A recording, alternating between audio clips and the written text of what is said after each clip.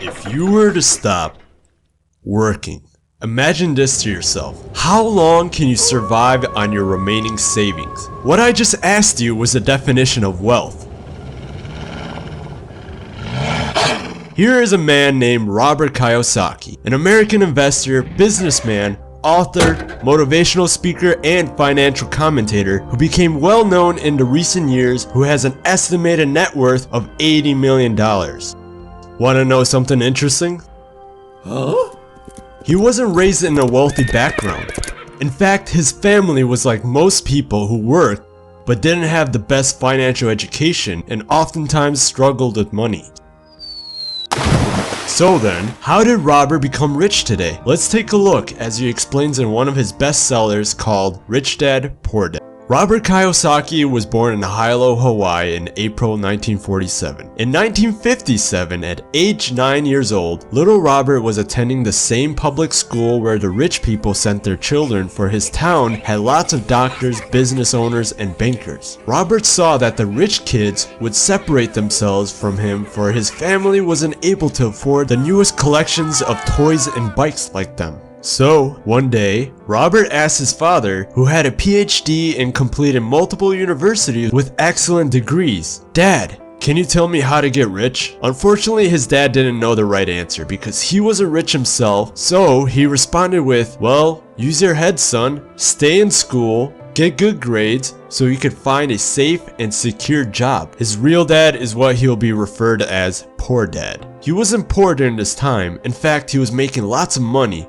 But in the end, this man's financial life takes a turn for the worst. Now, little Robert has a friend named Mike, in which Mike's father would be referred as Rich Dad, who started mentoring Robert and his son Mike about how to really become rich. At this point in time, Rich Dad wasn't really rich yet, but soon became to be one of the wealthiest men in Hawaii. So then, what did Rich Dad teach Robert? Rich Dad poured a strong financial foundation into these kids' minds of many important principles. To start off, the first lesson you need to know is you must know the difference between an asset and a liability, and that you need to buy assets. If you want to be rich, this is all you really need to know and understand the most. You see, the rich acquire assets, and the poor and middle class acquire liabilities, but sometimes they think they are assets. The primary cause of financial struggle is simply not knowing the difference between an asset and a liability.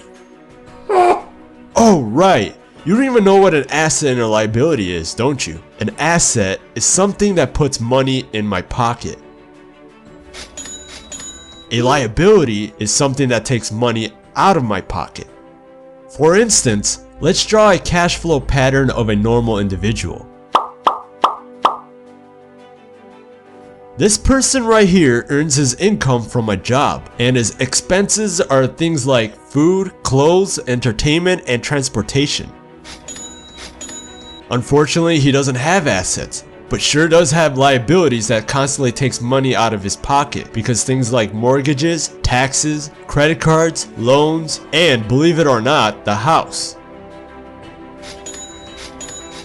Now let's take a look how the cash flow pattern really works for the rich. Instead of looking to earn more money from their normal job as the only source of income, they buy and own assets that brings money into their pockets as a form of passive income. Passive income is something that earns money that doesn't require you to trade your time for it. So in other words, you would be earning money even as you're sleeping. Examples of assets are businesses that doesn't require your presence, stocks, bonds, mutual funds, income generating real estate, royalties, notes, and anything else that has value that produces income. As mentioned before, Poor Dad was making quite a lot of money from his job, but his expenses seemed to always keep up with his income, never allowing him to invest in assets.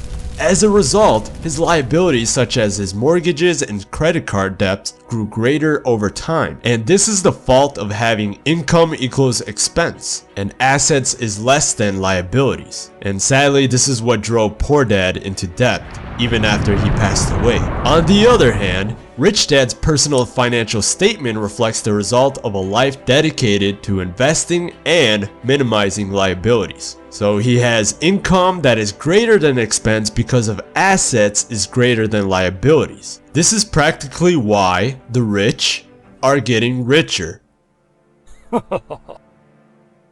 Their assets generate more than enough income to cover expenses, with the balance reinvested into the asset column. The asset column continues to grow, and therefore the income grows with it.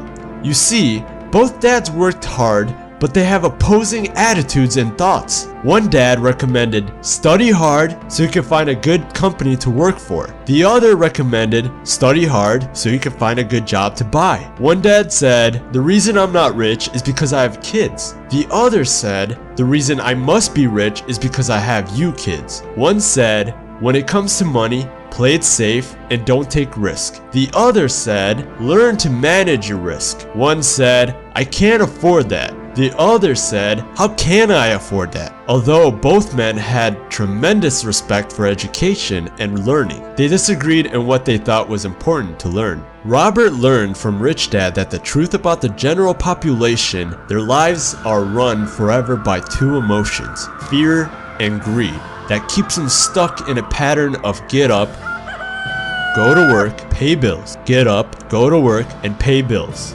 Fear has them in this trap of working, earning money, working, earning money, and hoping fear will go away of not having money. Instead of confronting the fear, they react emotionally instead of using their heads. The other emotion, which is desire, some call it greed, is a second reason why people also work for money. They desire money for the joy that they think it could buy. But the joy that the money brings is often short-lived and soon needs more money for more joy, more pleasure, more comfort, and more security. You see, that same fear and desire is what makes a lot of people be so fanatical about going to school for a better chance of a high-paying job. But don't be discouraged. An education and a job are important, but it won't exactly handle that fear. To handle that fear, you need to learn the power of money, not be afraid of it. Unfortunately, most schools don't teach about this, and if you don't learn it, you'll become a slave to money. Ignorance of money can cause so much greed and so much fear that can lead you into life's biggest trap of constantly working. Rich Dad said, learn to use your emotions to think, not think with your emotions. Examples of emotional thinking are like, I need to get another job. I deserve a raise. I want this job because it is secured, instead of clearly thinking like, is there something I'm missing here? This is our reality. For most people, your profession is your income. The rich, your assets is your income. Apply these lessons to your life, for if I were to ask you about the definition of your wealth, if you would stop working today, how long can you survive? You might laugh at me and say, I no longer work for money. Money works for me.